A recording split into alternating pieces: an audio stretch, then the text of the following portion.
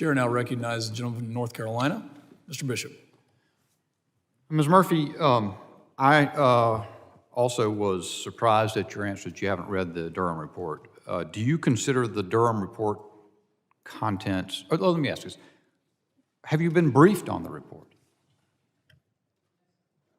That was a no? Your mic sounds like it's off. Was it working? No, sir. There we go. So you haven't been briefed on it. Have you read even the executive summary? No, sir.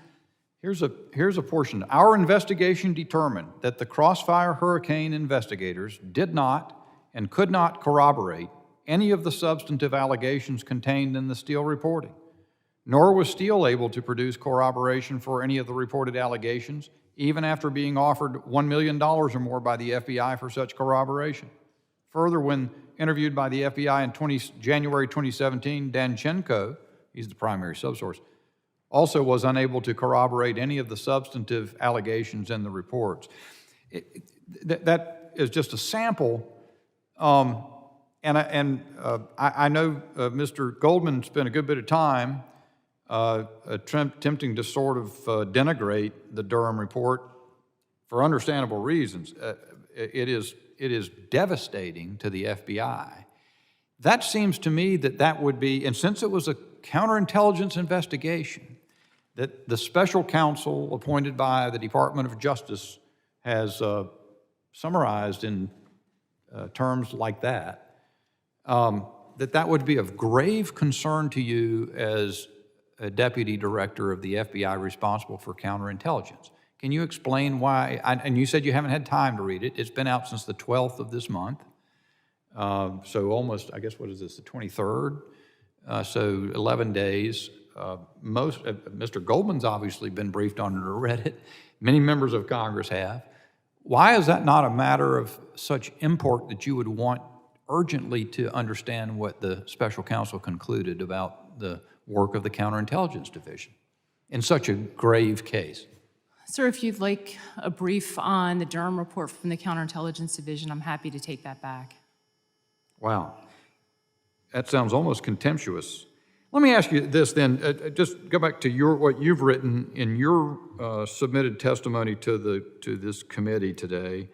And I was a little bit stuck on the first round of questioning, but let me just go back to it. It is your testimony. Let me begin at the end of paragraph, or the third page of your testimony. It says, to address, this was talking about malign influence, and again, I think you said that you don't really have much responsibility for that, but surely you must know the details behind this. You said, utilizing lessons learned since 2018, the FITF widened its aperture to confront malign foreign operations of the PRC, Iran, and other global adversaries.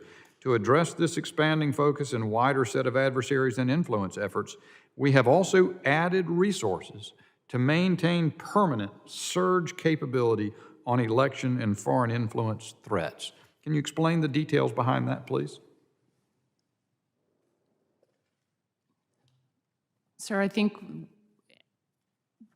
when we're talking about surging resources, I think it's the permanent staffing of the Foreign Intelligence Task Force. So what does it mean to be, what's surge capability? That sounds like something that you can add people when you need it. I think we did surge, and I think now we've made those positions permanent. I see. So you've made there's permanent surge capability. So if you ever need to surge, you got people permanently employed to do whatever you may need to interfere with the election. How about, yeah, that's just astonishing. I'm just without words. The FBI is unconcerned. Do you know whether anybody at the FBI has read the Durham report? I'm sure people have read the Durham report, sir. Can you name anybody that you know has read it? No, sir. Do you intend to read it? I do intend to read it. Does the FBI intend to undertake any changes in the way it conducts counterintelligence operations based on the Durham report? I can't answer that, sir. I can take that question back. I yield.